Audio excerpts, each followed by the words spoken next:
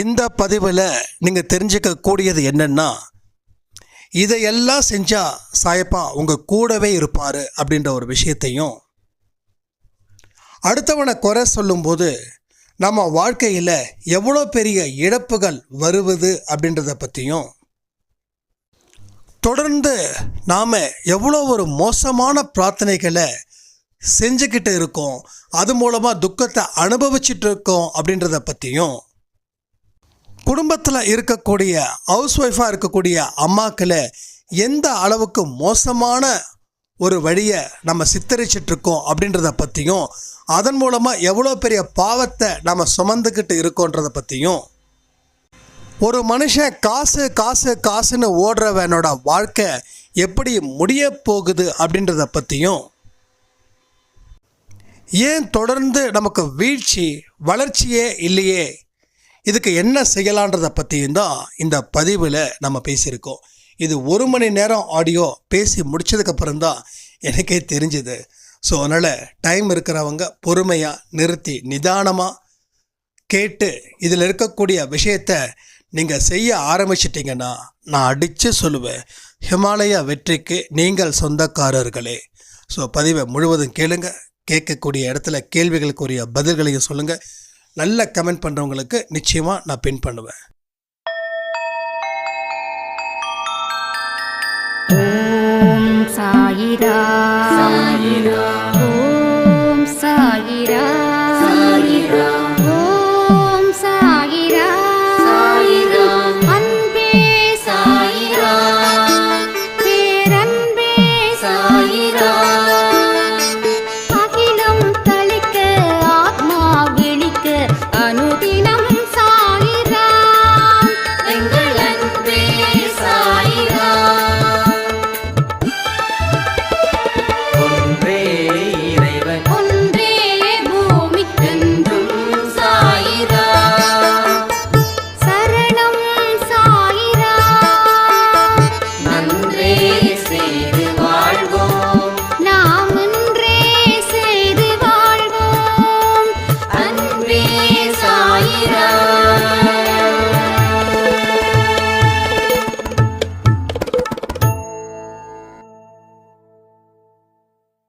சாய்ரா. என் உயிரின் உயிரானவர்களே, எதெல்லாம் நாம் அவருக்காக விருப்பப்பட்டு செய்கிறோமோ அதில் எல்லாத்துலேயும் அவரை முழு மனதோட நாம் காணலாம். இது நம்ம அன்பே சாயில இந்த பயிற்சிகள் 48 நாள் எப்படி போகுது, உங்களுக்கு ஏதாவது கஷ்டங்கள் இருக்குதா அப்படின்னு நம்ம ஸ்டேட்டஸில் கேட்டிருந்தோம். உண்மையிலே சொல்கிற பல பேரோட வாழ்க்கையில் இந்த பயிற்சி பெரிய அளவில் மாற்றத்தை ஏற்படுத்தியிருக்கு. இதில் ரொம்ப பர்டிகுலராக சொல்லணும்னா, நான் வெஜிடேரியன் ஒரு பெரிய சேலஞ்சாக இருக்குது இந்த இடத்துல. நான் விருப்பப்பட்டு சாப்பிட்றவங்க, ஆனால் என்னால் எப்படி 48 நாள் இருக்க முடியும்னு யோசித்தேன். ஆனால் இப்போ இவ்வளோ நாள் எப்படி சாப்பிடாம விட்டேன்னு எனக்கு ரொம்ப ஆச்சரியமாக இருக்கு அப்படின்னு சொல்லும்போது எனக்கு சட்டுன்னு ஒரு ஞாபகம் வந்தது. இதெல்லாம் சாயப்பாவோட விருப்பம். நாம் இந்த மாதிரி சின்ன சின்ன விஷயத்தில் தேர்ச்சி அடைகிறோம் அப்படின்னும்போது நாம் பெரிய சோதனைகளை தாண்டினா கூட நம்ம மனசு களைப்படையாமல் இன்னும் ஒரு படி மேலே போய் நம்ம சாதிப்போம் அப்படின்னு தோணுது. அதாவது நமக்கு விருப்பமான ஒன்றை கடவுளுக்காக தியாகம் பண்ணும்போது கடவுள் பார்த்துட்டு சும்மா இருக்க மாட்டார். என் குழந்தை எனக்காக இப்படிப்பட்ட ஒரு விருப்பமான ஒரு விஷயத்தை தியாகம் செய்கிறது எனக்கு ரொம்ப கஷ்டத்தை கொடுக்குது. அதனால் என்னோடய குழந்தைக்கு இன்னும் நான் சந்தோஷப்படுத்துகிற மாதிரி அவங்க வாழ்க்கையில் ஏதாவது ஒன்று செய்யணும் அப்படின்னு. நீங்கள் ஒரு மனுஷனுக்கு உதவி பண்ணுறீங்க, கேட்காமலே அவங்க நிலையை புரிஞ்சுக்கிட்டு. நீங்கள் உதவி பண்ண மனுஷன் ஓஹோன்னு வாழ்கிறாரு. நீங்கள் ஒரு நாள் அவர் மாதிரி ஒரு கஷ்டமான சூழ்நிலைக்கு தள்ளப்படுறீங்க. உங்கள் வேதனையை பல பேர் மூலமாக தெரிஞ்சுக்கிட்டு ஓடோடி வந்து உதவி செய்வார். ஏன் அப்படின்னா, அவர் கஷ்டமான காலத்தில் எந்த உதவியும் அவர் கேட்காம நீங்களாக கேள்விப்பட்டு அவருக்கு சரியான நேரத்தில் உதவி செஞ்சீங்க. அந்த உதவி உங்களுக்கு பெருசாக இல்லை, உதவி வாங்கின அவருக்கோ அது மிக பெருசு. நீங்கள் அந்த உதவி செஞ்சதையே மறந்துட்டீங்க. ரெண்டாவது, நீங்கள் உதவி கேட்கணும்னு நினைக்கவே இல்லை அவர்கிட்ட. உங்கள் விஷயத்தை கேள்விப்பட்டு அவர் ஓடோடி வந்து உதவி செய்கிறாரு. நான் இத்தனை நாள் உதவி செஞ்சதுக்கு நான் மன்னிச்சிடுங்க அப்படின்னு. அந்த உதவி நம்மளை ஒரு உயிர் கொடுத்ததுக்கு சமமாக வந்து நிற்குது. ஒரு சாதாரண மனுஷனே இப்படிப்பட்ட மனநிலையில் இருக்கிறான் அப்படின்னும் போது, நம்மளுடைய கடவுள் சாயப்பா எந்த அளவுக்கு ஒரு மனசில் அந்த இறக்கம் இருக்குன்றதை யோசிச்சு பாருங்க. மனுஷனால் ஒரு அளவுக்கு தான் ஹெல்ப் பண்ண முடியும், ஆனால் கடவுளுக்கோ கவுண்ட்லெஸ்.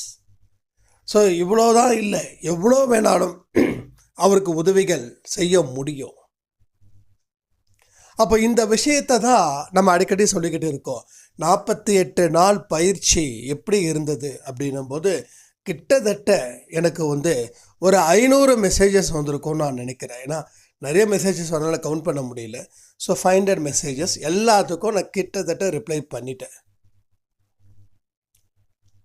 எல்லாருமே அந்த 6 கட்டளைகளை ரொம்ப அழகாக சூப்பராக பண்ணுறாங்க.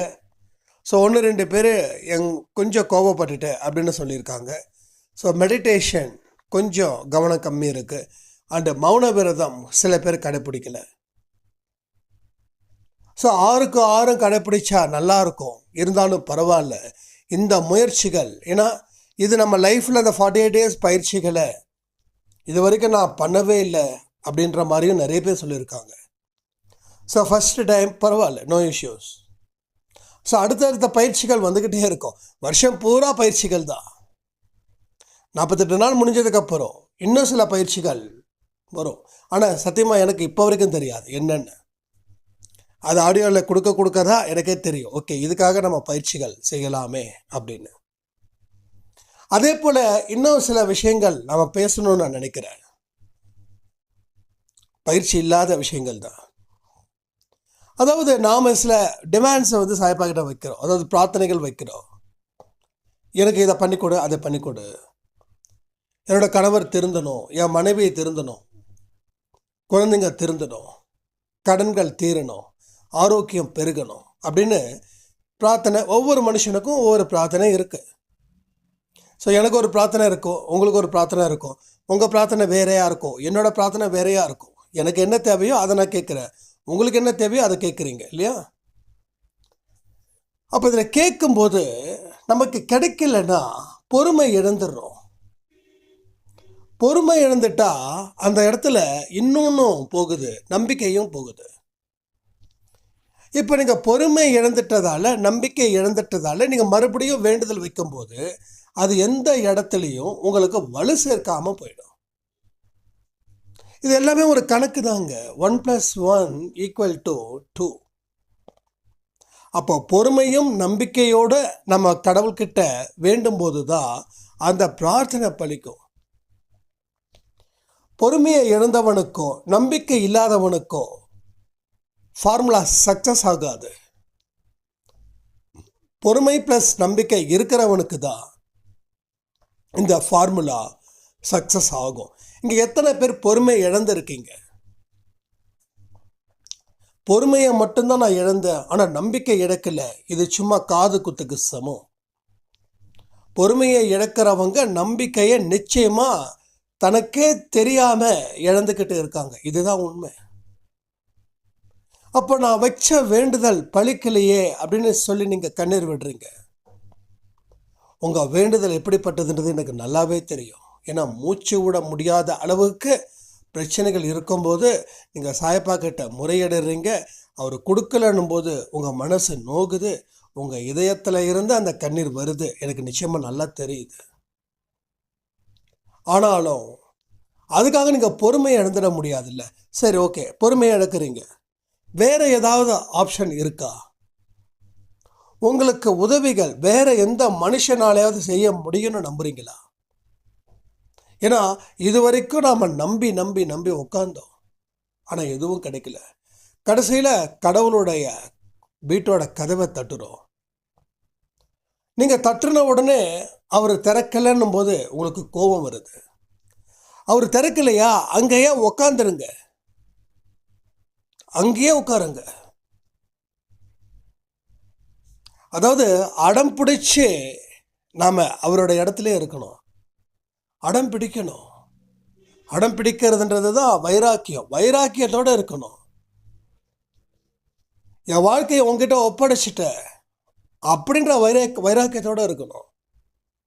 நம்ம உடனே டக்குன்னு கதவை தட்டுன உடனே அவர் திறந்து உள்ளே வான்னு சொல்ல முடியாது அவரால். ஏன்னா அவருக்கும் ஒரு சில கணக்குகள் இருக்கு. அந்த கணக்குகள் எல்லாமே எப்போ சரி வருதோ அன்னைக்கு கதவை திறப்பார்.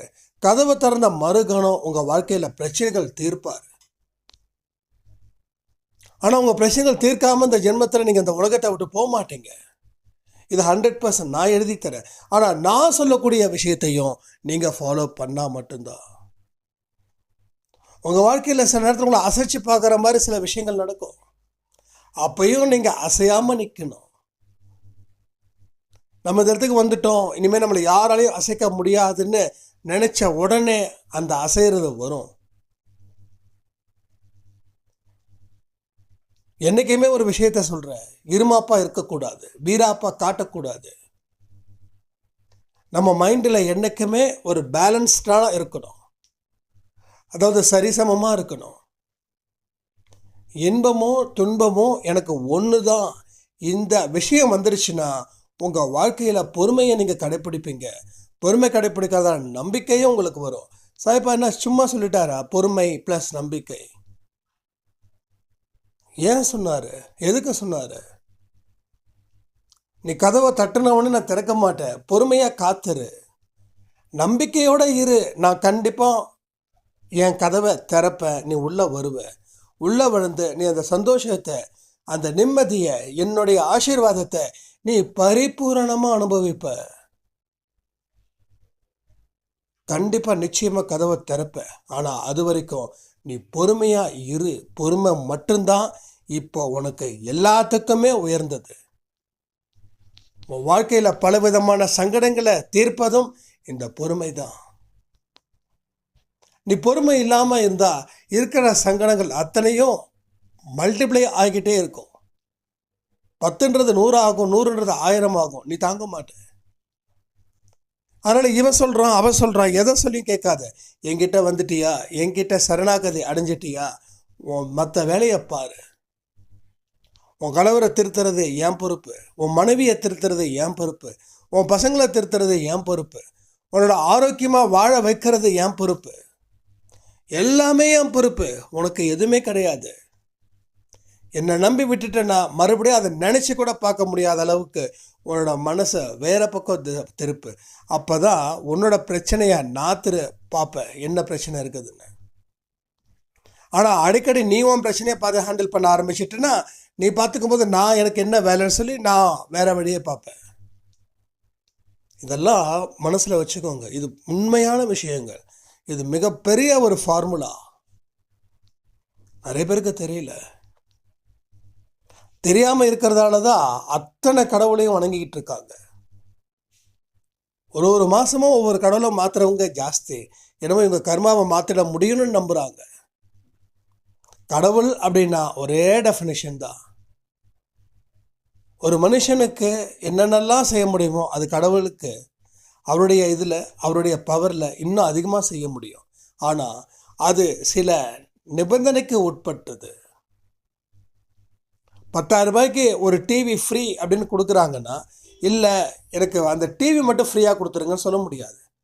அப்போ நீ 10,000 ரூபாய்க்கு ஏன் எதுக்கு எப்போ ஃப்ரீ அப்படின்னா, நீ வந்து 1,00,000 ரூபாய்க்கு ஏதாவது பொருளை வாங்கினா உனக்கு 10,000 ரூபாய்க்கு உண்டான டிவி ஃப்ரீ. அப்போ நிபந்தனைக்கு உட்பட்டது. உன்னோட பிரார்த்தனை வந்து பலிக்கணும்னா அது ஒரு சில நிபந்தனைக்கு உட்பட்டு தான் இருக்குது. அது எல்லாத்தையும் நீ கடக்கணும். கடந்துடலாம். கடக்க முடியாதுன்றது எதுவுமே இல்லை, கடந்துடலாம். வானத்துல இருந்து பூமிக்கு குதிக்க சொல்லலை, இல்லை பூமியிலிருந்து வானத்துக்கு பறக்க சொல்லலை. இது சாத்தியமே இல்லாத விஷயங்கள். ஆனால் இன்னைக்கு நம்ம பிரச்சனைகள் அப்படிப்பட்டதாக தோணும். எவ்வளோ பெரிய ப்ராப்ளம் இருக்குது, இதெல்லாம் கடவுள் தீர்ப்பாருன்ற நம்பிக்கை எனக்கு இல்லைன்னு நீங்கள் நினைக்கிறீங்க. ஆனால் இதை விட 1000 மடங்கு அதிகமாக இருக்கக்கூடிய பிரச்சனைகளையே கடவுள் தீர்த்தாரு. உங்களதெல்லாம் அவருக்கு பிரச்சனையே கிடையாது. அது எப்போ ப்ராப்ளம் கிரிட்டிக்கல் ஆகுதுன்னா, நீங்கள் உங்கள் மனசில் எழக்கூடிய தாட்ஸை பேஸ் பண்ணி தான் அது இன்னும் சிக்கலில் போய் முடியுது. இது முடியாதுன்னு ஒரு முடிவுக்கு வந்துட்டு அதுக்கப்புறம் நீங்கள் பிரார்த்தனை பண்ணுறீங்க பாருங்கள், அது எந்த இடத்துலையும் பலன் அளிக்காது. அதுக்கு நீங்கள் பிரார்த்தனை பண்ணாமலே இருக்கலாம். விருப்பப்பட்டு செய்யக்கூடிய வேலை எப்படி இருக்கும், விருப்பமே இல்லாத வேலை எப்படி இருக்கும், செய்கிற வேலை எப்படி இருக்கும். கடமைக்குன்னு ஒரு சில வேலைகளை நம்ம செய்வோம், அதில் 1000 குறைகள் மற்றவங்க கண்டுபிடிப்பாங்க. அது விருப்பப்பட்டு வேலை செய்யுங்க, அந்த 1000 குறைகளே இல்லாமல் 1000 பாராட்டுகளை நீங்கள் நிச்சயமாக பெறுவீர்கள். எப்போ விருப்பப்பட்டு செய்யக்கூடியதுக்கு அவ்வளோ இருக்குது. இதை செய் அப்படின்னு ஒருத்தர் சொல்லிட்டு போகிறாருன்னு வச்சுக்கோங்க, இதை செய்யணுமா அப்படின்னா நம்ம சரியாக செய்ய மாட்டோம். என்னதான் நம்ம சரியாக செய்கிற மாதிரி நினச்சாலும் நம்ம அங்கே தப்பும் தவறுமா தான் செய்வோம். இதை செய்ப்பா அப்படின்னா இது எனக்கு ஒரு வாய்ப்பாக இருக்குது, இதை நல்லபடியாக செய்கிறேன்னா, நீங்கள் கடமைக்குன்னு செய்யக்கூடிய வேலையில் 30 நிமிஷம் செஞ்சோம் 1000 குறைகள். ஆனால் விருப்பப்பட்டு செய்யக்கூடிய வேலையோ 30 நிமிஷம் ஆகலை, 20 நிமிஷத்துலேயே முடிச்சிட்டிங்க. ஆனால் யார் உங்களை அந்த வேலை கொடுத்தாங்களோ அவங்க எதிர்பார்க்காத அளவுக்கு நீங்கள் ரொம்ப திருப்தியாக செஞ்சுருக்கீங்க, அதனால் அவங்க ஹாப்பி. அப்போ நீங்கள் சாய்ப்பா கிட்ட மன்றாடும் போது ஒரு விஷயத்தையும் நம்பிக்கையோட பொறுமையோட அந்த கான்செப்டில், அந்த பார்வையில், அந்த மனநிலையில் நீங்கள் செய்ய ஆரம்பிச்சிட்டாவே உங்களோட பிரச்சனைகள் அவர் காது கொடுத்து கேட்குறாங்கன்ற ஒரு ஃபீல் உங்களுக்குள்ள வரும். என் வாழ்க்கையில் பல இடத்துல நான் நசுக்கப்பட்ட இடமும் இருக்குது. அந்த இடத்துலலாம் நான் வந்து லைட்டாக கொஞ்சம் பூஸ்ட் இறங்கினா கூட உடனே சட்டுன்னு ஞாபகத்துக்கு வருது, அவரோட காதில் விடாமலா இருக்கும் அப்படின்னு ஒரு கேள்வி. அடுத்ததுக்கு ஒரு பதில் கண்டிப்பாக விழுந்திருக்கும். அப்போ அவரோட காதில் விழுந்துருச்சுன்னா எனக்கு இங்கே பெயினே இல்லை. அவரோட காதில் விடாமல் இருக்குமோ அப்படின்னும் போது எனக்கு பெயின் ஆகுது. என்ன இப்படி ஒரு இடத்துல நசுக்கிறாங்களே. அப்போது நான் நசுக்கப்படக்கூடிய விஷயம் அவர் காதுக்கு நிச்சயமாக போய் சேர்ந்துருக்குது அப்படின்னும் போது எனக்குள்ள ஒரு பலகீனம் குறையுது. அப்போ ஒன்று குறைஞ்சதுன்னா ஒன்று அதிகரிக்கணும். நல்லா புரிஞ்சுக்கோங்க, எது குறையுதோ அதுக்கு மாற்றாக இருக்கிறது அதிகரிக்கும். அப்போ என் பலகீனம் குறையுதுன்னா அப்போ எனக்கு என்ன அதிகரிக்கும், பலம் அதிகரிக்கும். அப்போ என் பலகீனம் எப்படி குறையுது, பிரச்சனை தீர்ந்துச்சான்னா பிரச்சனை தீரலை.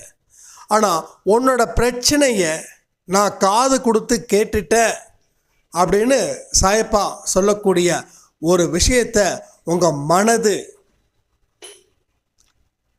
ஏற்றுக்கச்சுன்னா உங்கள் பலகீனம் குறையும். பலகீனம் குறைஞ்சா என்ன அதிகரிக்கணுமோ அது அதிகரிக்கும். அப்போ என்ன அதிகரிக்கும், பலம் அதிகரிக்கும். பலகீனம் இந்த பக்கம் குறையுது, இந்த பக்கம் பலம் அதிகரிக்குது. ஒரு விஷயத்தில் நீங்கள் நசுக்கப்படுவீர்கள்.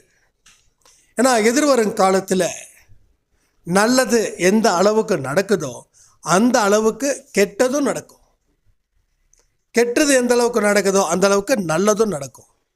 ஒரு பக்கம் நல்லதே நடந்தாலும் சந்தோஷம், ஒரு பக்கம் கெட்டதே நடந்தாலும் சந்தோஷம். என்னங்க கெட்டது நடந்தால் சந்தோஷம் சொல்கிறீங்களே அப்படின்னா உங்களுடைய தண்டனைகள் அத்தனையும் என்ன ஆகுது? பனிஷ்மெண்ட்டால் குறையுது. இது சந்தோஷமான விஷயம் தானே? வாழ்க்கை பூரா ஒரு நோயை வச்சுக்கிட்டு கஷ்டப்படணுமா? இல்லை அந்த நோயை தீர்க்கணும், அப்போ ஒரு 5-6 நாள் நம்ம ரொம்ப கஷ்டப்படணும். அதை கஷ்டப்பட்டுட்டா வருங்காலத்தில் இந்த நோயோடைய பிரச்சனைகளே இருக்காது, நான் சந்தோஷமாக இருப்பேன்னா எந்த சாய்ஸை நீங்கள் எடுப்பீங்க? கமெண்ட் பண்ணுறீங்களா? கடைசி வரைக்கும் இதே கஷ்டத்தோடு தான் நீ இருக்கணும் அப்படின்னா நீ இருந்துட்டு போ. இல்லை ஒரு 5 நாள் மட்டும் உனக்கு ஓவர் பெயின் இருக்கும், அந்த பெயினை மட்டும் நீ கண்ட்ரோல் பண்ணிக்கிட்டேன்னா ஆயுசு முழுக்க உனக்கு எந்த விதத்துலேயும் எந்த நோயும் வரவே வராது. நீ நல்லா ஃப்ரீயாக இருப்ப. எதை எடுக்கிறேன்னா எது எடுக்க முடியும்? நான் ஒன்று சொல்கிறேன், அந்த 5 நாளைக்கே அந்த பெயினை நான் அக்செப்ட் பண்ணிக்கிறேன், எனக்கு அந்த வாழ்க்கையை கொடு. அக்செப்ட் பண்ணிட்டா முடிஞ்சிருச்சு. அப்போ நாம் என்ன பண்ணுறோம்? நமக்குள்ளே ஒரு மைண்டுக்குள்ளே ஒரு தாட் இருக்குது, என்ன தெரியுமா? அக்செப்டும் பண்ணணும், பெயினும் குறையணும். ஆனால் இந்த பெயின் எப்போ எனக்கு ஏற்றுக்க முடியுமோ அப்போ நான் அதை சரி பண்ணுறேன். அடுத்த வாரம் பண்ணிக்கலாம், இன்னும் ஒரு மாதம் கழிச்சு பண்ணிக்கலாம், இன்னும் 2 மாதம் பண்ணிக்கலாம். இப்படி தான் வாழ்க்கையை நம்ம ஓட்டணும். எத்தனை வருஷமாக ஓட்டியிருக்கோம்? பல வருஷமாக ஓட்டியிருக்கோம்.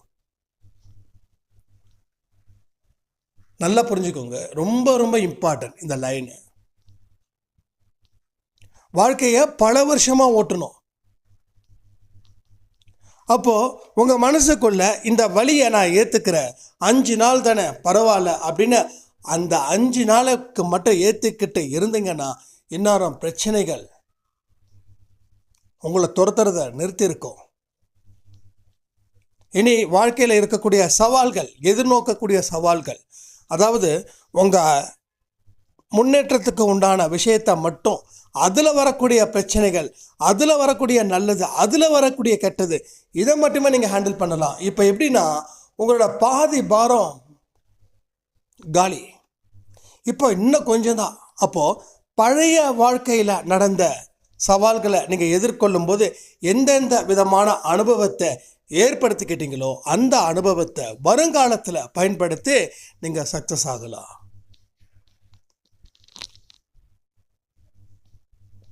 ஸோ பாயிண்ட் புரியுதா உங்களுக்கு? அப்போது நாம் ஐயோ இந்த வழியை என்னால் இப்போ ஏற்றுக்க முடியாது, இப்போ எனக்கு குடும்பத்தில் அது இருக்குது இது இருக்குது, நான் அதை பண்ணணும் இதை பண்ணணும், அடுத்த மாதம் ஏற்றுக்கலாம், அதுக்கு அடுத்த மாதம் தள்ளி வைக்கிறேன் பாருங்கள். ஒரு தடவை தள்ளி வச்சாவே அடுத்தது அதை செய்யவே முடியாது. ஏன்னா தள்ளி வச்சு அதுலேயும் நம்ம சுகத்தை பார்த்துட்டோம். அப்போ ஒவ்வொரு முறையும் நம்ம தள்ளி வைக்கிறோம். இப்போ ஒரு சடன் ஸ்டேஜில் ஓகே இதை ஏற்றுக்கலாம் நம்ம நினைக்கிறோம், ஆனால் ஏற்றுக்கிற அளவுக்கு உடம்புல தெம்பு இல்லை, உடம்புல தெம்பு இல்லை.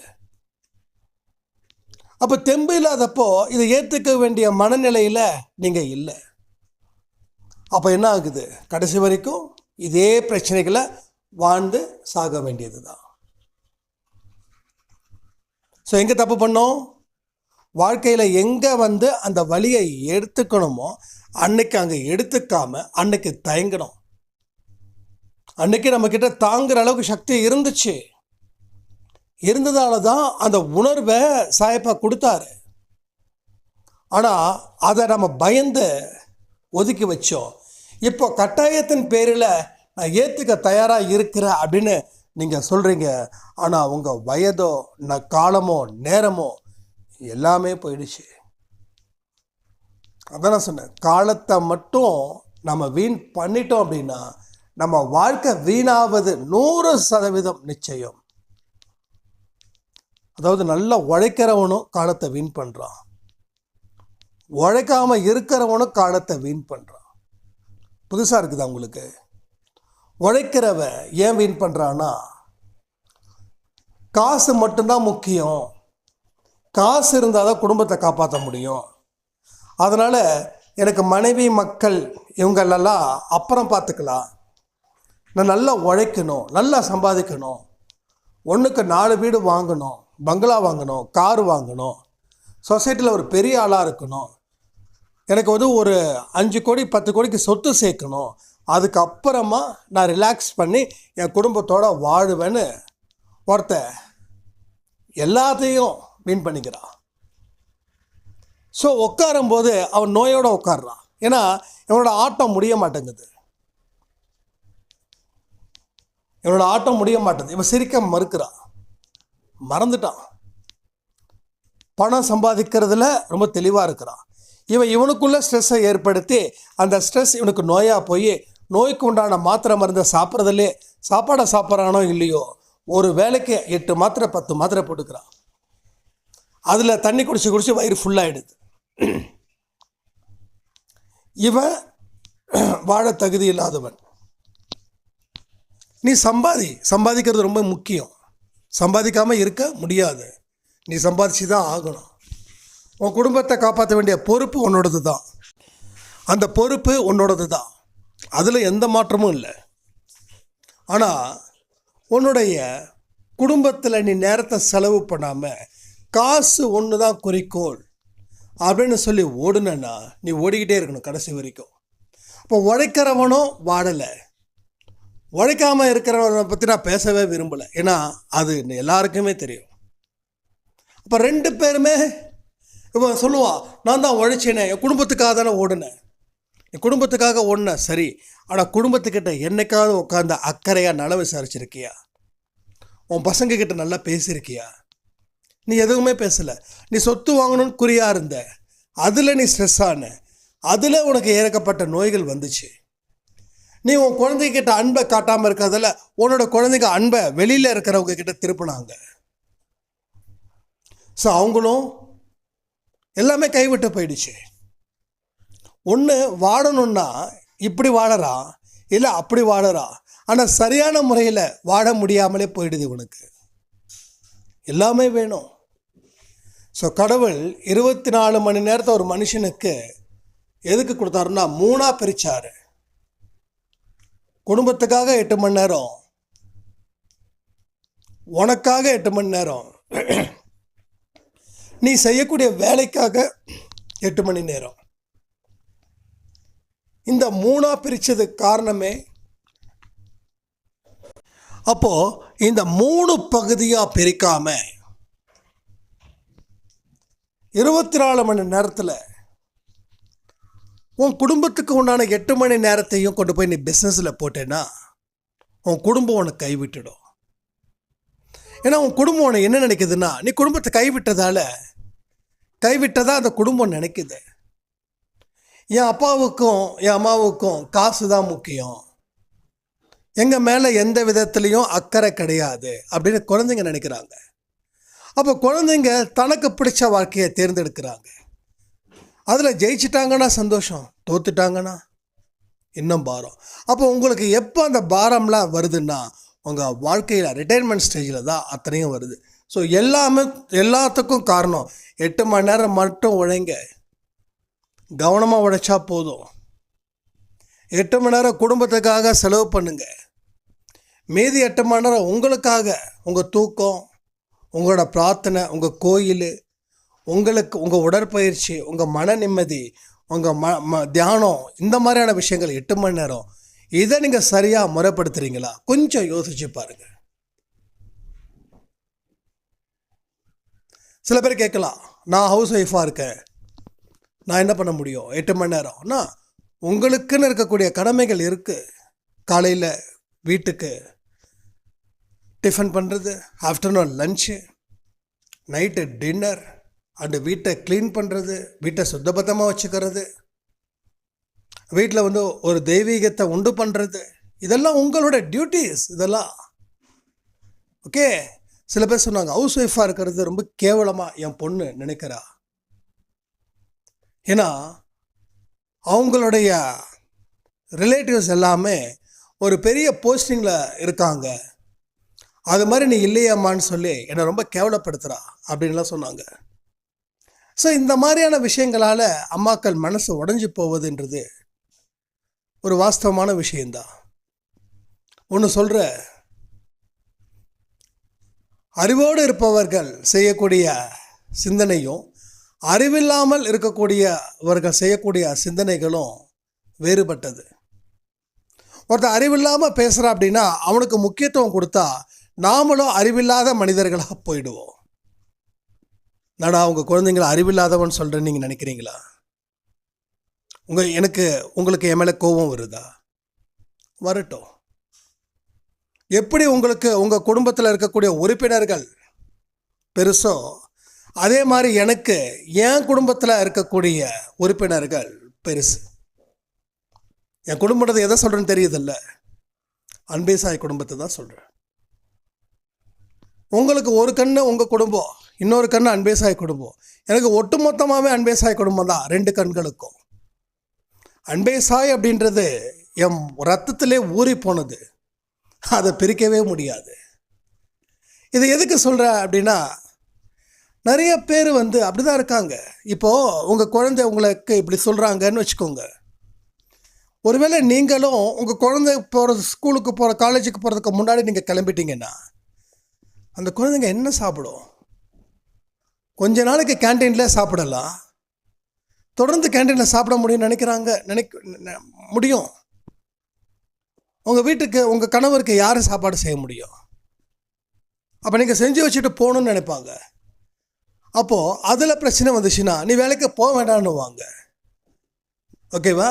அப்போது ஒரு வீட்டில் இருக்கக்கூடிய மனுஷங்களுக்கு வயிறார சாப்பாடை போட்டு அவங்கள பத்திரமா பார்த்துக்க வேண்டிய மிகப்பெரிய பொறுப்பு ஒர்க் பண்ணுற பெண்களை விட இவங்களுக்கு ஜாஸ்தி. அதனால் இவங்க சொன்னாங்க அவங்க சொல்கிறாங்கன்னு உங்களை நீங்கள் தாழ்த்திக்கணுன்ற அவசியமே இல்லை. ஒரு நாள் அம்மா அப்பா ஊருக்கு அம்மா இல்லைன்னா அந்த வீடே அது எவ்வளோ கேவலமாக இருக்குன்னு என்னுடைய அனுபவத்தில் நான் சொல்கிறேன். ஏதோ நம்ம வீட்டில் கூட ஒரு பெண் ஒர்க் பண்ணுறாங்க, பாத்திரம் கழுவுறதுக்கு, வீடு கூட்டுறதுக்கு. அவங்க இருக்கிறதால எல்லாமே நீட்டாக இருக்குது. ஒருவேளை அவங்களும் அந்த வேலைக்கு ஆள் வைக்கல அப்படின்னா என்ன ஆயிருக்கும்? அப்போது ஒரு பெரிய பேர்டன் இருக்கும். ஏன்னா வீடு ஃபுல்லாகவே சுத்தபத்தமாக இருக்காது. நம்ம வீட்டுக்கு வந்தவங்க சொன்னது ஒன்று தான், நிச்சயமாக இது பெண்கள் இல்லாத வீடுன்னு சொல்லவே முடியாது, அவ்வளோ நீட் அண்டு க்ளீனாக இருக்குது அப்படின்னு சொல்லுவாங்க. இதெல்லாம் எதுக்கு சொல்கிறேன்னா, பெண்கள் இப்போ சமைக்க வேண்டிய பெண்ணும் பாத்திரம் கழுவ வரவங்களும் ஒரு பெண் தான். ஓகேவா? ஸோ நாம் எந்த அளவுக்கு அவங்க மேலே நம்பிக்கை வைக்கிறோமோ அவங்க அந்த அளவுக்கு அவங்க சிறப்பாக எல்லாமே செஞ்சு கொடுத்துட்டு போயிடுவாங்க. ஸோ நம்ம நம்பிக்கை வைக்கிறத பொறுத்து தான் எல்லாமே அமையுது. அப்போது இந்த 3 பிரிவாக நீங்கள் பிரிச்சுக்கிட்டிங்கன்னா உங்கள் பிரச்சனைகள் அத்தனையுமே பொடி பொடி ஆகிடும். அதை விட்டுட்டு எதுக்கு நீங்கள் பின்னாடி ஓடுறீங்களோ அது உங்களை காப்பாற்றும்னு நீங்கள் நினைக்கிறீங்க. ஆனால் நான் அடித்து சொல்கிறேன், அது மட்டும் காப்பாற்றாது. ஏழை குடிசையில் கஞ்சி குடித்தாலும் நம்ம குடும்பத்தோடு உட்காந்து கஞ்சி குடிக்கக்கூடிய சுவாரஸ்யமே தனி. உட்காந்து சிரிச்சுக்கிட்டு அன்பா அக்கறையா ஒருத்தவங்க மேலே ஒருத்தவங்க பாசத்தை காட்டி சாப்பிட்ற சாப்பாடு இருக்கே, அது தாங்க வயிற்றில் போய் நிற்கும், ஜீரணமாகும். அதை விட்டுட்டு ஒவ்வொருத்தவங்களும் ஒவ்வொரு நேரத்துக்கு சாப்பிட்டாங்கன்னா ஒன்றுமே ஆகாது. அதுவும் சாப்பிடும்போது எப்படி, யாரும் எதுவும் பேசக்கூடாது இல்லை, எல்லாருக்கும் ஒரு மொபைல், எல்லாருக்கும் ஒரு ப்ளூடூத். இப்படி தான் நம்ம குடும்பம் கெட்டு குட்டிச்சவராக போகுது. சீரியஸ்லி இது வளர்ச்சிக்கு உண்டானதே கிடையாது. இது என்னென்னா, எல்லாரும் இப்போ எப்படி ஒரு ரூம் போட்டு லாட்ஜில் ரூம் போடுறவங்கள எப்படி காலையில் வேலைக்கு போவாங்க, வந்து தூங்குவாங்க, அவ்வளோதான். என்ன ஏதுன்னு கேட்க மாட்டாங்க. ஏன்னா எல்லாருமே வேறு ஸ்ட்ரேஞ்சர்ஸ் பர்சன்ஸ். ஸோ வீட்டுக்குள்ளேயே அந்நியர்களாக போயிட்டோம்.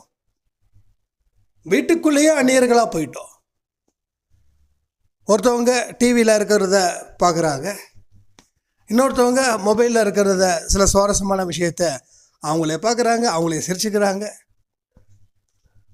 இதில் என்ன குடும்பம் எங்கே போயிட்டு நிற்குதுன்னா கீழே போகுது, மேலே போகல. ஸோ சாப்பிடும்போது மனம் விட்டு சிரித்து பேசி அன்றைக்கி நடந்த விஷயத்தை ஷேர் பண்ணி சுவாரஸ்யமாக ஆக்குறது. நான் ஒரு விஷயம் சொல்கிறேன். அம்மா அப்பா எப்போல்லாம் நம்ம வீட்டுக்கு வராங்களோ, இங்கே தான் மோஸ்ட்லி இருக்கிறாங்க. ஸோ சம்டைம்ஸ் வந்து ஒரு 10-15 நாள் மட்டும் நேட்டிவ் பிளேஸ் போவாங்க. ஏன்னா அவங்களுக்கு அந்த வீட்டுக்கு போகலைன்னா சொந்த வீடு அவங்களுக்கு ஒரு மாதிரி பேர்டனாக இருக்கும்னு சொல்லி என்கிட்ட கேட்டுக்கிட்டே இருப்பாங்க. டி நான் போகிறேன்டா, 10 நாளில் வந்துடுறேன். சரி, ஓகே, நீங்கள் போங்க அப்படி. அப்போது மற்ற நேரத்தில் நான், அம்மா, அப்பா வச்சோ 4 பேரும் உட்காந்து சாப்பிட ஆரம்பிச்சேன்னா ஒரு 20 நிமிஷம் 25 நிமிஷம் ஆகும்.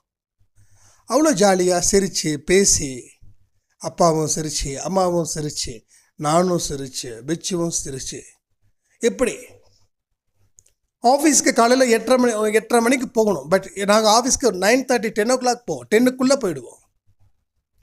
ஏன்னா 8:30 மணிக்கு போனால் கொஞ்சம் பிஸ்னஸ் நல்லாயிருக்கும். ஆனால் உட்காந்து சேர்ந்து சாப்பிட்ற அந்த பாக்கியம் கிடைக்காம போயிடுமே. அதனால் அம்மாவை வலுக்கட்டாயமாக உட்கார வச்சு, அப்பாவை வலுக்கட்டாயமாக கைப்பிடிச்சி உட்கார வச்சு, அதுக்கப்புறமா சிரித்து பேசி சாப்பிட்டு 10 மணிக்கு ஆஃபீஸை ஓப்பன் பண்ணி மதிய நேரத்தில் 1:30-2 மணிக்கு வந்து உட்காந்து அதே கேங் அப்படியே உட்காந்து சாப்பிட்டு, அதுக்கப்புறம் நைட்டு 9:30-10 மணி 10-10:15 கூட ஆகும் சம்டைம்ஸு. நாங்கள் நீங்கள் சாப்பிடுங்கன்னு சொன்னால் கூட அவங்க சாப்பிட மாட்டாங்க. இல்லைடா எல்லாம் வந்துடுங்க நீங்கள் 2 பேரும், அப்புறம் சேர்ந்து சாப்பிட்டுக்கலாம்.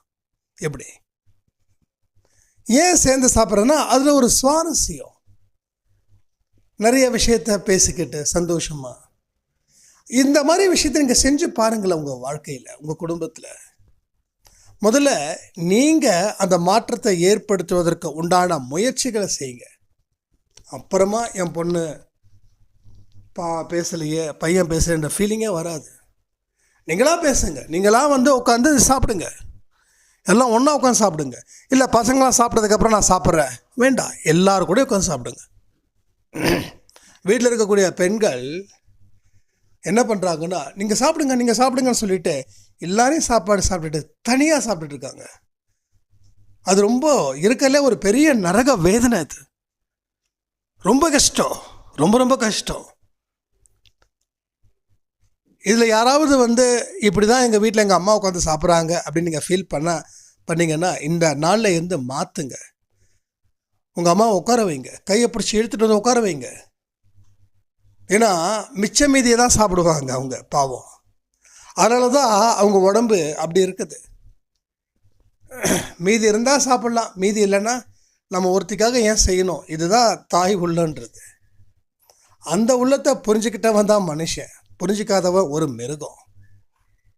ஸோ மிருகத்தில் இருக்கிற நாம் மனுஷனாக மாறுவதற்கு, ஏன்னா இதெல்லாமே தான் ஆன்மீகத்தில் இருக்கும். ஆன்மீகன்றது எங்கே ஒரு மனுஷனுக்கு எதிராக இருக்கிறோமோ அந்த படிப்பினையை சொல்லிக் கொடுக்கறது தான் ஆன்மீகன்றது. வேறு எதுவுமே இல்லை. ஆன்மீகம்னா என்ன? ஆன்மீகத்துடைய எனக்கு தெரிஞ்ச வரைக்கும் நான் ஒரே விஷயம் தான் சொல்லுவேன். ஆன்மீகம் அப்படின்றது ஒரு எக்ஸாக்ட்லி ஒரு கரெக்டான டெஃபினேஷன்னா அன்பு, கருணை, இரக்கம். இதுதான் என்னுடைய கணக்கில் ஆன்மீகன்றது. சாமியோ மதமோ இல்லை கோயிலோ இல்லை பரிகார முறையோ பூஜை முறைகளோ இல்லை. அன்பு, இரக்கம், இந்த மாதிரியான விஷயங்கள் தான் ஆன்மீகன்றதை நான் நினச்சிட்டு இருக்கேன். இது உண்மையாக இருக்கணும்னு நான் ஆசைப்பட்றேன். இந்த டெஃபினேஷன் உண்மையாக இருக்கணும்னு நான் ஆசைப்பட்றேன். அதை விட்டுட்டு அம்மா தானே அவங்க தனியாக சாப்பிட்டுப்பாங்க, அவங்க சாப்பிட்டு முடிக்கிறதுக்குள்ளே நம்ம கடன்னு, ஏன்னா நமக்கு தான் மொபைல் வேலை இருக்கே. மொபைலில் போயிட்டு இன்ஸ்டாகிராமில் யார் என்னென்ன ரீல்ஸ் போட்டிருக்காங்கன்னு பார்க்கணும், வாட்ஸ்அப்பில் ஸ்டேட்டஸில் யார் என்னென்னலாம் போட்டிருக்காங்கன்னு பார்க்கணும், வாட்ஸ்அப்பில் மெசேஜஸ் ஏதோ வந்திருக்கான்னு பார்க்கணும். இது வரைக்கும் நான் கேட்குறேன், உங்கள் வாழ்க்கையில் ஒரு 1000 ரீல்ஸை நீங்கள் பார்த்துருக்கலாம். இந்த 1000 ரீல்ஸில் 1-2 வேணால் உங்கள் மனசை மாற்றிருக்கலாம். மீதி எதுவுமே உங்கள் மனசை மாற்றலை. உங்கள் மனசை ஒரு மாய வலைக்குள்ளே கொண்டு போய் தள்ளிச்சு. என்கிட்ட கூட ஒருத்தங்க சொன்னாங்க, இன்ஸ்டாகிராமில் ஒரு அஃபிஷியல் பேஜ் மாதிரி போட்டு நீங்கள் ஏன் பர்சனலாக இங்கே போனது அங்கே போனதெல்லாம் சொல்லக்கூடாது அப்படின்னாங்க. நான் சொன்னேன், நான் இங்கே போனது அங்கே போனது சொன்னால் மட்டும் யாருக்காவது எங்கேயாவது வாழ்க்கையில் ஒரு முன்னேற்றம் கிடைச்சிடுமா அப்படின்னு. இல்லைங்க அப்படின்னு. அப்புறம் எதுக்கு தேவையில்லாமல் பண்ணணும் இந்த வேலைகளை? ஆனால் எனக்கு ரொம்ப ஆசை என்னென்னா, நம்ம போகிற பிளேஸ் எல்லாம் வந்து போடணும். சரி, அதை போட்டுக்கோ, அதை நீயே பார்த்துக்கோ.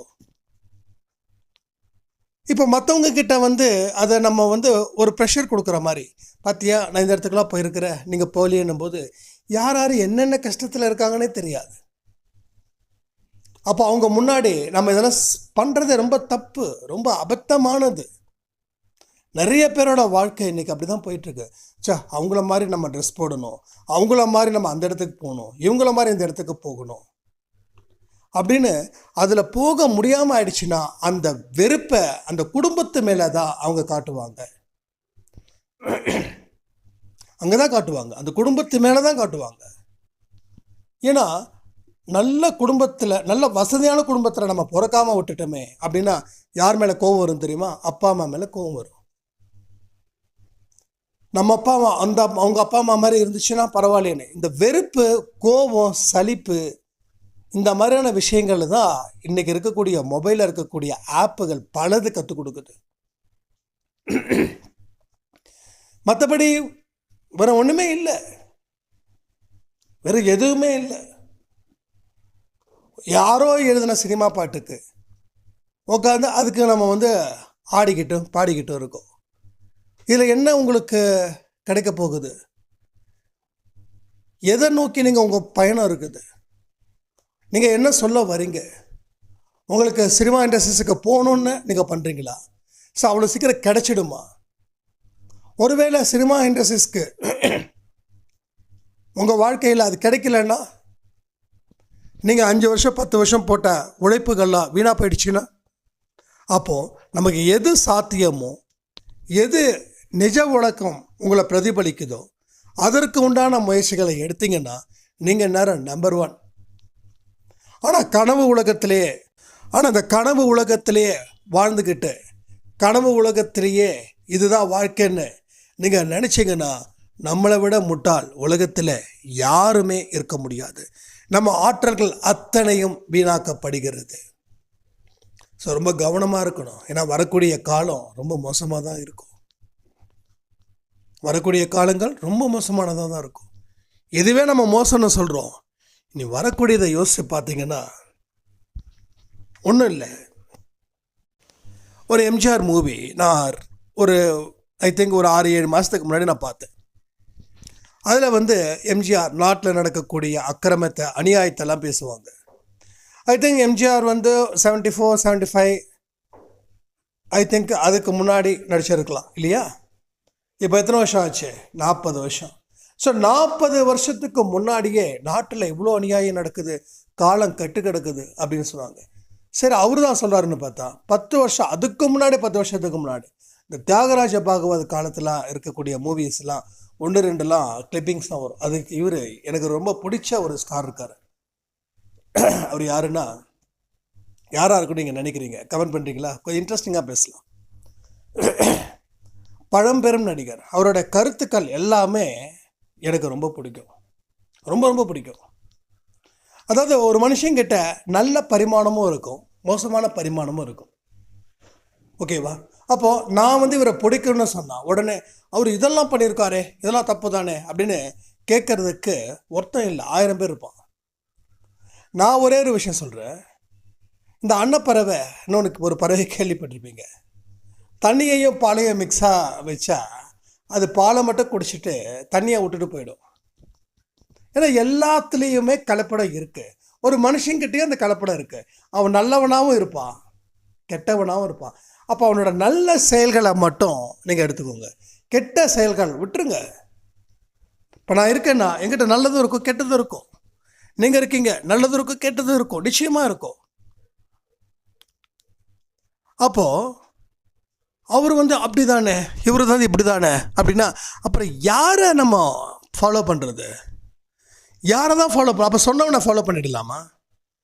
நான் சொன்ன மாதிரி அவரை பிடிக்கும் அப்படின்னு சொல்லிட்டா 1000 பேர் வருவான். அவர் இதெல்லாம் பண்ணியிருக்காருல்ல, இதெல்லாம் தெரியாமலா இருக்கும்? கேட்குற தெரியாமலா இருக்கும்? சரிப்பா வேறு யாருப்பா ஃபாலோ பண்ணுறதுனா அதுக்கு பதில் வராது. எனக்கு இது மாதிரியான விவாதம்லாம் வந்தது ஒரு காலத்தில் காலேஜ் படிக்கும்போது. அப்போ என் ஃப்ரெண்ட்கிட்ட சொன்னேன், மச்சான் நீ யாரையுமே ஃபாலோ பண்ணக்கூடாதுன்னு சொல்கிற. அப்போ வந்து என் கண்ணுக்கு தெரிஞ்ச வரைக்கும் ஒரு நல்ல ஒரு உத்தம வல்லவன் ஒருத்தன் இருக்கா, அவனை மட்டும் நான் ஃபாலோ பண்ணலான் இருக்கேன் அப்படின்றதுக்கு ஒரு 10 பேர் உட்காந்துருக்காங்க.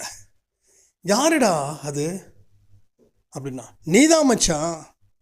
ஏன்னா நீ பார்க்குறவனெல்லாம் குறை சொல்கிறேன்னா அப்போ நீ எப்பேற்பட்ட ஆளாக இருப்ப? குறையே செய்யாத மனுஷனாக தானே இருப்ப. அவனுக்கு மூஞ்சி இல்லை.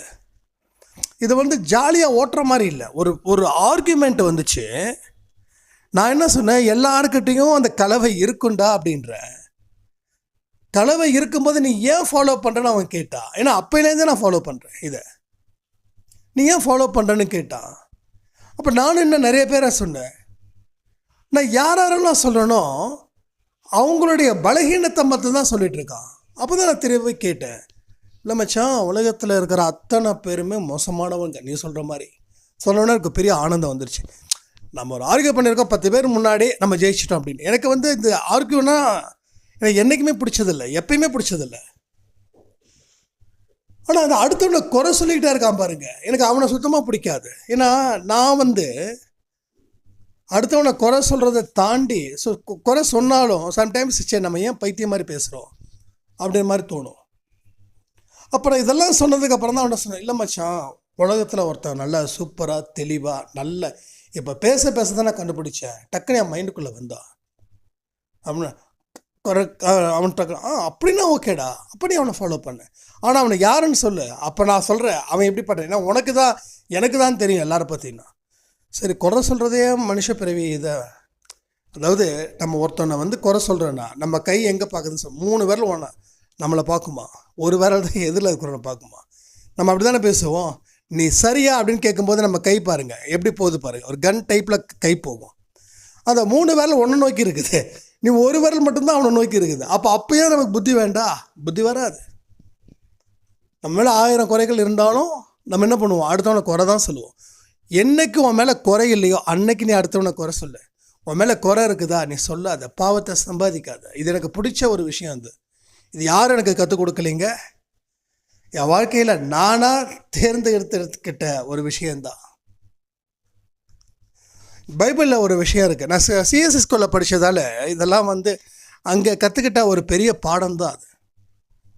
ஏன்னா இந்த மாதிரியான நீதி மொழிகள் போதனைகள் எல்லாமே இப்போ நம்ம ஹிந்துஸ் எப்படின்னு எனக்கு ஹிந்து ஸ்கூலில் எப்படின்னு தெரில, ஆனால் அந்த ஸ்கூலில் நான் படித்த வரைக்கும் ஜீசஸ் கிட்ட வந்து இதை சொல்லி முடிச்சிடுறேன், டைம் அதிகமாகுது. ஒரு பெண்ணை வந்து எல்லாரும் கல் எடுத்து அடிப்பாங்க. அப்போ ஜீசஸ் கேட்பாரு, எதுக்குப்பா அந்த பெண்ணை அடிக்கிறீங்க கல்லால் அப்படின்னு. இல்லைங்க அவங்க வந்து விபச்சாரம் பண்ணவங்க, அதனால் அந்த பொண்ணு இந்த ஊரில் இருந்தால் இந்த ஊரில் இருந்தால் இந்த ஊருக்கே அது பாவத்தை கொடுக்கும் அப்படின்னு. அப்போ வந்து அவர் ஒரு பிரசங்கம் பண்ணார், ஒரே வார்த்தை தான் சொன்னார். சொன்ன உடனே அத்தனை பேர் கல்லை தூக்கி போட்டு அவங்கவுங்க வேலை பார்த்துட்டாங்க. அப்போ அவர் சொன்னக்கூடிய வார்த்தை என்ன தெரியுமா? யாருக்காவது தெரியுமா? யாராவது தெரிஞ்சதுன்னா கமெண்ட்டில் கமெண்ட் பண்ணுங்கள், நான் சொல்லிடுறேன். கமெண்ட்டில் கமெண்ட் பண்ண. ஏன்னா இந்த மாதிரியான விஷயங்களை உள்ளே வச்சதால தான் ஸ்கூல் படிக்கும்போதே என்னை வந்து ஜீசஸ் செதுக்குனார். அதுக்கப்புறம் சாயப்பா ஃபுல்லாக செதுக்கி முடிச்சிட்டாரு. இனியும் செதுக்கிக்கிட்டு அடுத்த ஒரு கட்டத்துக்கு போயிட்டுருக்காங்கன்னு எனக்கு தோணுது. அது எது என்ன ஏதுன்றதை நான் இன்னும் கொஞ்சம் நாளில் நான் உங்களுக்கு சொல்கிறேன். இப்போ என்னாச்சு, அவர் ஒரே ஒரு பிரசங்கம் மட்டும் பண்ணார். இங்கே இருக்கக்கூடிய கல்லால் அடிக்கக்கூடிய அத்தனை ஆண்களுக்கும் ஒரு விஷயத்த சொல்கிறேன். நீங்கள் மனசார வேற எந்த ஒரு பெண்ணையும் நினைக்காம இருக்கிறவங்க மட்டும் கல்லை எடுத்து அடிங்க அப்படின்னு சொன்ன உடனே ஒரு பயலும் கல்லை அந்த பெண் மேலே வீசலை. எல்லாம் தூக்கி போட்டு அவங்கவுங்க முகத்தை தொங்க போட்டு போயிட்டாங்க. ஸோ மனசார விபச்சாரம் செய்யவும் கூடாது, அதான் ஓகேங்களா. இதுதான் வந்து லாஜிக். அப்போ என்ன ஆகுது, நீ வந்து 1000 குறைய வச்சுக்கிட்டு அடுத்தவன் அதை பண்ணுறான் இதை பண்ணுறான்னு சொல்லிக்கிட்டே இருந்தேன்னா என்ன அர்த்தம்? அப்போ சொல்லும்போது யார் மச்சான் கேட்கும்போது, மச்சான் நீ தாண்டா அது. நீ எல்லாரு மேலேயும் குறை சொல்கிறேன்னா அப்போ நீ எவ்வளோ பெரிய ஒரு நல்லவனாக இருப்ப. அதனால் இனிமே நீ தான் என்னோட குரு, நீ தான் என்னோட சாமி, நீ தான் எனக்கு எல்லாமே, உனக்கு ஓகேவா அப்படின்ன உடனே எல்லாருமே அந்த இடத்துல என்னை அப்ரிஷியேட் பண்ணாங்க. அதை பெருமைக்குன்னு சொல்லலை, இந்த விஷயத்தை நான் புரிய வைக்க முயற்சிகள் செய்கிறேன் முடிஞ்ச அளவுக்கு. நம்ம மேலே 1000 கஷ்டம் 1000 குறை இருக்குது. ஒவ்வொரு மனுஷனுக்கும் தனி ரூமில் போய் உட்காந்து நீ பாவம் செஞ்சியா இல்லையான்னு கேட்டால் எல்லாருமே 90% பாவம் செஞ்சேன்னு சொல்லுவான். 90% சொல்லுவான். நான் 100% சொல்ல மாட்டேன். ஓகேங்களா? 100% சொல்லக்கூடாது, ஏன்னா தெரியாமல் எதையுமே பேசக்கூடாது. ஸோ மெஜாரிட்டி இப்படி தான் இருக்காங்க. அதுக்கப்புறம் அங்கேருந்து ஆமாம் கரெக்டு தான், எல்லாருக்கிட்டேயும் ப்ளஸ்ஸும் இருக்கும் மைனஸும் இருக்கும். ஸோ இவனுக்கிட்ட மைனஸ் இருக்குதுன்னா நம்ம வாழ்க்கையில் வளர முடியாது. என்ன ப்ளஸ் இருக்குதோ அந்த மாதிரியான நடிகர் தான் யாருன்னா பழைய காலத்தில் இருக்கக்கூடிய நடிகர் எம்ஆர் ராதா. எம்ஆர் ராதா சூப்பரான அற்புதமான ஆக்டர். அவரோட சொல்லக்கூடிய ஒரு விஷயமும் இந்த 2024க்குமே நம்ம கன்னத்தில் அடித்த மாதிரி இருக்கும். அவரோட ஒவ்வொரு பதிவுகளும், பெரியாருடைய கொள்கைகளும் எனக்கு ரொம்ப பிடிக்கும். நான் திரும்பவும் சொல்கிறேன், மறுபக்கம்னு ஒன்று இருக்குது, அந்த பக்கம் நமக்கு வேண்டாம். நமக்கு எது திருத்துவதற்கு உண்டான வழிகள் இருக்கோ அது நமக்காக சொல்லப்பட்டது. அவங்களோட குறைகளை பற்றி நம்ம பேச விரும்பலை. கலைஞர்கிட்டையும் நிறைய நல்ல விஷயங்கள் இருக்குது. இல்லை அவர் அரசியல் அதை பண்ணார் இதை பண்ணார், அது உனக்கு தேவையில்லாத வேலை, நல்லதை மட்டும் எடுத்துக்கோ. ஜெயலலிதா அம்மாக்கிட்டேயும் அந்த விஷயங்கள் இருக்குது. இப்போ இருக்கக்கூடிய ஸ்டாலின்கிட்டையும், முதல்வர் ஸ்டாலின்கிட்டையும் நிறைய நல்ல விஷயங்கள் இருக்கலாம், இருக்குது. எடப்பாடி பழனிசாமி அவர்கள்கிட்டையும் இருக்குது. ஸோ இன்னமும் சூப்பர் ஸ்டாராக இருக்கக்கூடிய அவர்கிட்டையும் நல்ல விஷயங்கள் இருக்குது. சூப்பர் ஆக்டர் கமல்கிட்டையும் நல்ல விஷயங்கள் இருக்குது. ஏன் தனுஷ்கிட்டையும் நல்ல விஷயங்கள் இருக்குது. ஓகேங்களா? நல்ல விஷயங்கள் இல்லாமல் யாருமே இல்லை. கெட்ட விஷயங்கள் எனக்கு தேவையில்லை, அந்த பக்கத்துக்கு நான் போகலை. கெட்ட விஷயங்கள் எனக்கு தேவையே இல்லை. அவங்க 1000 பண்ணட்டும், அதை பற்றி எனக்கு கவலையே இல்லை. ஆனால் அவங்க சொன்ன நல்ல விஷயங்கள் அத்தனையும் எனக்கானது. ஸோ எல்லாருமே என்னோட இன்ஸ்பிரேஷனல் தான். எல்லாருமே அம்பானிக்கிட்டேயும் நான் கற்றுக்கிறேன், டாட்டா கிட்டேயும் கற்றுக்கிறேன். அம்பானுடைய அந்த சாம்ராஜ்யத்தை பார்க்குறேன். ரத்தன் டாட்டா கிட்ட இருக்கக்கூடிய அந்த எளிமையை நான் பார்க்குறேன். இப்போ யாருக்கிட்ட இல்லை, எல்லாருக்கிட்டையும் இருக்குது. சின்ன ஒரு பொட்டிக்கடை வச்சிருக்கிறவர்கிட்டையும் நான் பார்க்குறேன். எல்லா மனுஷங்களையும் கடவுள் ஆண்டுகிட்டு தான் இருக்கார், கடவுள் உள்ளதாக இருக்கார். அப்போது நல்ல விஷயத்தை வெளிப்படுத்துவதே கடவுள் தான், மோசமான விஷயத்தை வெளிப்படுத்துவது சாத்தான் தான். சாத்தான் பக்கம் நான் ஏன் பார்க்கணும்? கடவுள் பக்கம் நான் நிற்கிறேன். அப்போ கடவுள் ஒரு மனுஷங்கிட்ட என்னென்ன நல்ல விஷயத்தை வெளிப்படுத்துகிறாரோ அதை நான் பார்க்குறேன். அது என் வாழ்க்கைக்கு தேவையானதுன்னு நான் நம்புகிறேன். ஸோ இந்த மாதிரியான விஷயங்களை உங்கள் மனசில் வைங்க. உங்கள் வாழ்க்கையில் ஒரு பிரம்மாண்டமான இடத்துக்கு நீங்கள் நிச்சயமாக வருவீர்கள். ஸோ பொறுமையும் நம்பிக்கையும் உங்கள் வாழ்க்கையில் நீங்கள் கடைசி வரைக்கும் கடைப்பிடிக்க வேண்டிய முக்கியமான விஷயங்களாக இருக்கணும். பாதி புத்தகத்தை படிச்சுட்டு இந்த புத்தகம் பிடிக்கல, எந்த கருத்தும் சொல்லலை, எனக்கு வாழ்க்கையில் வெளிச்சத்தை ஏற்படுத்தலைன்னு சொல்லி புத்தகத்தை தூக்கி வீசுகிறவங்க நிறைய பேர். ஆனால் மீதி பக்கத்தை படிச்சிருந்தா தான் அதோட அற்புதமே தெரியும். ஏன்னா வாழ்க்கையில் அந்த பாதி புத்தகம் நீ யார் என்ன ஏதுன்னு சொல்கிறதுக்கானது. இதெல்லாம் வச்சு நீ என்ன செய்ய போறன்றது தான் மீதி இருக்கிற பக்கத்தில் இருக்குது. ஸோ மனுஷனுடைய வாழ்க்கையிலையும் பாதி வரைக்கும் அவன் போடுற ஆட்டம் மீதி பாதியை படிக்க முடியாத அளவுக்கு போயிடுது.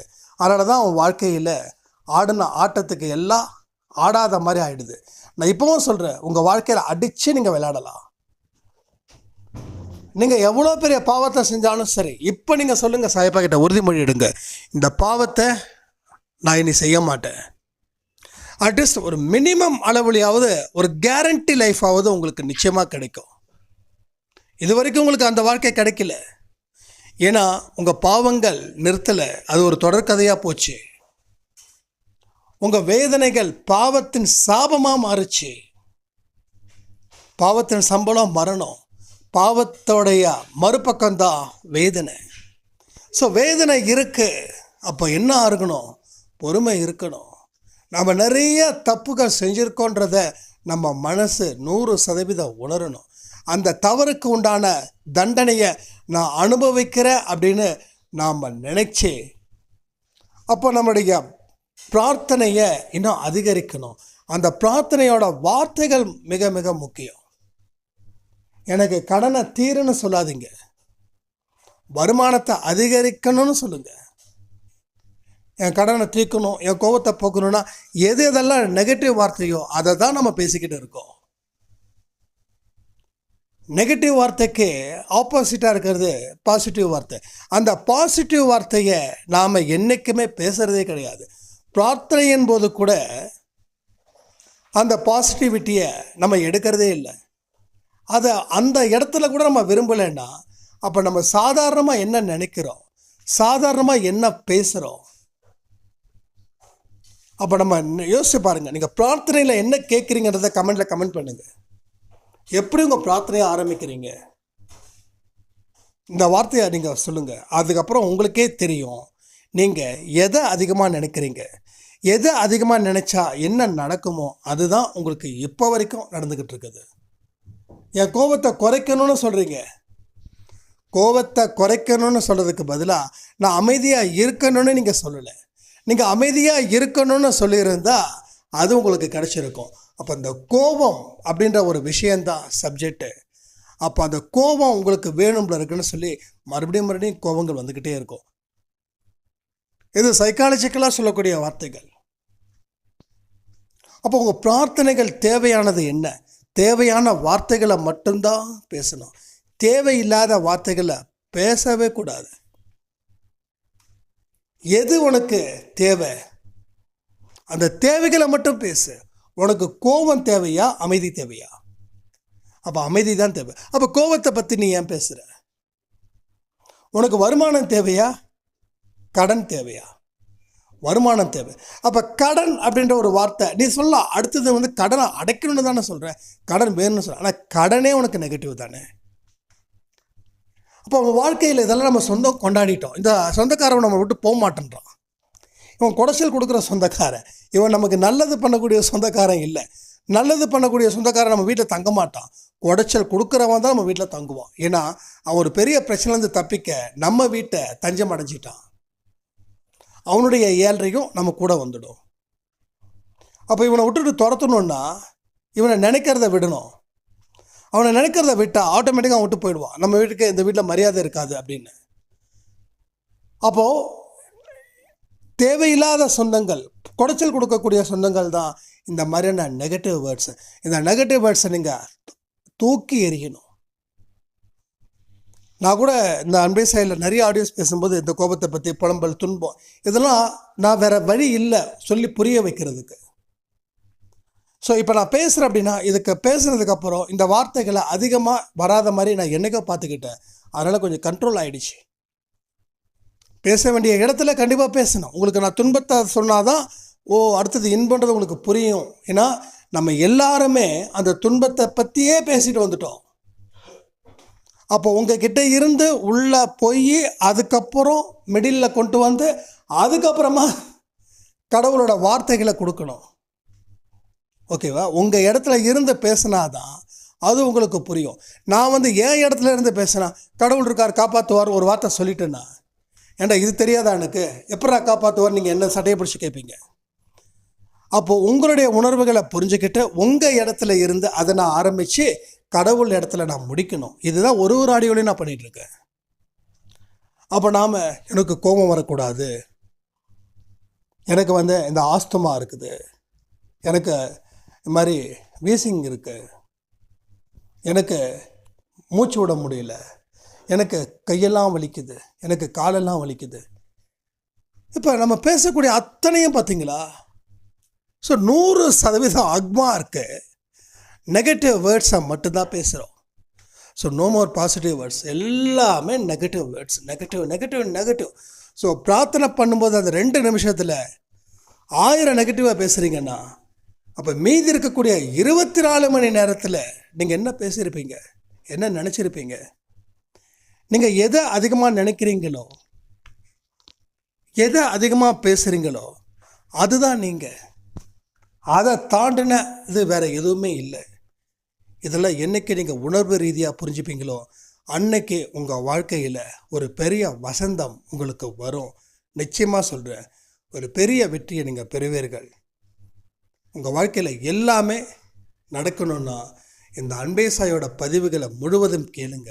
அதில் இருக்கிற ஒரு பாயிண்ட்டையும் வச்சு சிந்திச்சா மட்டும் போதாது, செயல்படுத்துவதற்கு உண்டான முயற்சிகளை செய்யணும். நாம் எதிர்பார்த்த லட்சியத்தை நம்ம நிச்சயமாக அடைவோம்னு சொல்லி இந்த பதிவை நான் முடிக்கிறேன். ஜெய் சாய்ராம்.